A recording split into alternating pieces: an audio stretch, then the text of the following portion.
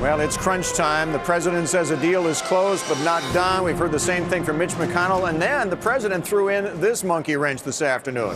If Republicans think that I will finish the job of deficit reduction through spending cuts alone, without asking also equivalent sacrifice from millionaires or companies with a lot of lobbyists, et cetera, if they think that's going to be the formula for how we solve this thing, then they've got another thing coming. Well, let's get some reaction now with Senator John Barrasso, Republican from Wyoming. Senator, fantastic to have you on our show. Welcome to the show. I would like just to, first of all, bring up something that we're hearing right now, and that is a report that an aide says that Senate Democrats have asked Vice President Biden to come to Capitol Hill to sell the deal to Democratic lawmakers. What do you make of that headline?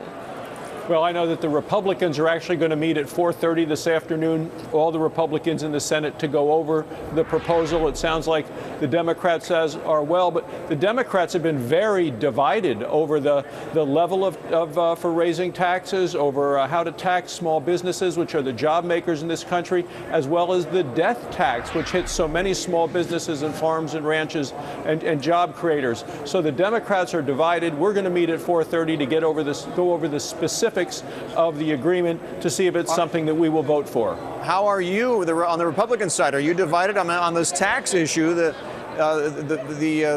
They've agreed apparently to an income tax increase to 39.6% on individuals making $400,000, couples making $450,000.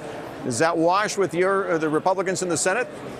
We're united in wanting to make sure that any increase in tax revenue specifically goes to dealing with the debt and the deficit and is not used on additional programs. I mean, the president seems to underplay the magnitude of the mess we are in financially with our debt, a $16 trillion debt, and yet all he wants to do is raise taxes and then spend it for more additional programs rather than address the fundamental problems. As you know, they're talking about a delay of the sequestration cuts.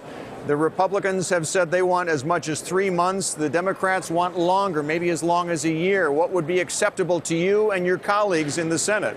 Well, as I say, we're going to meet. All of the Republicans are going to meet at 4:30 this afternoon in just about 10 or 15 minutes to go over all of the specific details, what the trade-offs are, and to make sure that any increase in revenue is actually applied to dealing with the debt and the deficit and not for new spending for new programs.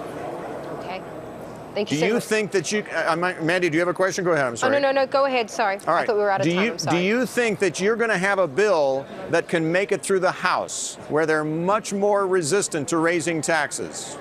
Well, I think that the president's comments a little earlier this afternoon, Bill, made that actually tougher. The president should at this time be working with the House and the Senate. He's the only one who can sign it with the pen, and he needs something that can pass a Republican-controlled House and a Democrat-controlled Senate. And I think that the president ought to try to get that passed and signed before he goes after the Republicans in the House again. Thank you very much for speaking with us, sir. Thank you, sir. Thanks for having me.